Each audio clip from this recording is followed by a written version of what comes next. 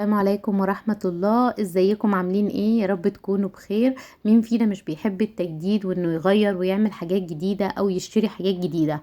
انا عن نفسي بحب التجديد الدائم وبحب اطور، وان شاء الله هعمل لكم حاجة جديدة كده حلوة ان شاء الله في القناة كده هتعجبكم وهتعجب الجميع ان شاء الله. فانا ببتدي استعد ليها وبجهز شوية حاجات للموضوع ده. تمام. اول حاجة كان نفسي في الكوستر ده وكان عاجبني جدا، بس لقيت سعره خيالي ب150 جنيه. طب ليه يا جماعة 150؟ مش عارفة.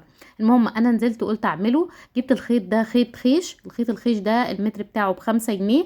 انا جبت 5 متر يبقى ب25 جنيه، ده سمكه 6 ملي.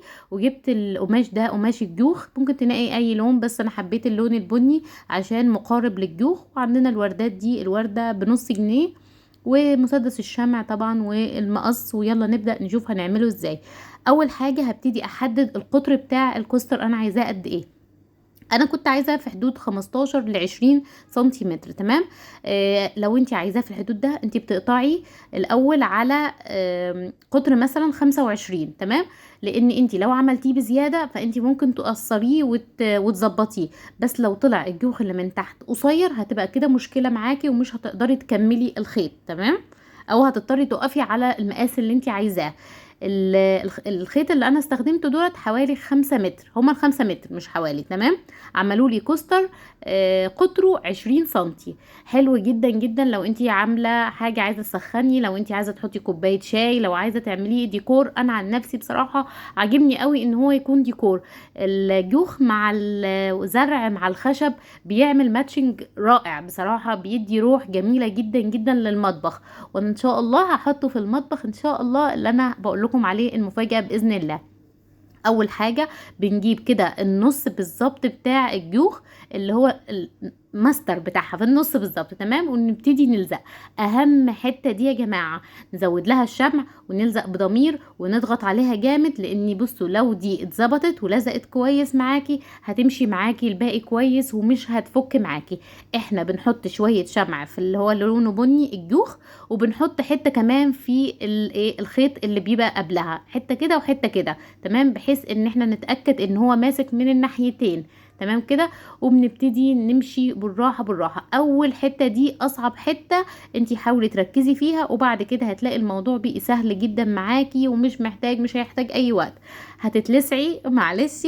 ما تحاوليش تزودي الشمع جدا كتير علشان ما يطلعش عليكي من فوق ويبقى شكله مش حلو او يغير الشكل كده. انا كده كملت الكمية كلها زي ما انتوا شايفين. قلت لكم دول 5 متر بالظبط من الخيط. تمام. اخر حتة دي تقصيها وتظبطيها كويس وتثبتيها بالشمع كويس جدا. انا كنت بثبت فيها بس الكاميرا كانت في حتة تانية وانا تحت. تمام. وقصقصت الزياده بتاعتها ولمتها. ده اللي انا بقول لكم عليه. طبعا كده انا عندي الجوخ كده زياده انا هقدر اقصه بسهوله. اما لو كان الجوخ قصر معايا فكنت ممكن اعمل هادر للخيط، والخيط غالي غير الجوخ. طبعا الجوخ حته الجوخ دي كانت مكلفاني 10 جنيه، فمش موضوع بالنسبه للايه للكوستر. الكوستر ده كله على بعضه كده كلفني حوالي 35 جنيه بالظبط. طبعا انتي لو رحتي اشتريتيه زي ما بقول لكم انا لقيته ب100 و125 و150. انا مش عارفه بجد ليه مش فاهمه بصراحه. هو بالظبط ده هو ده. ليه يبقى كده؟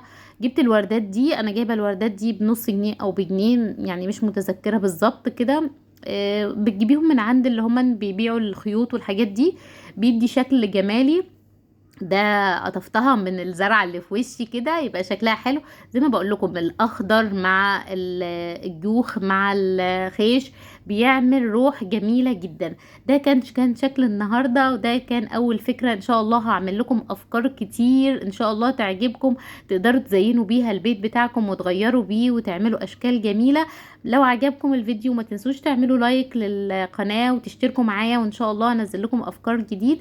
اشوفكم على خير. مع السلامة في رعاية الله. سلام.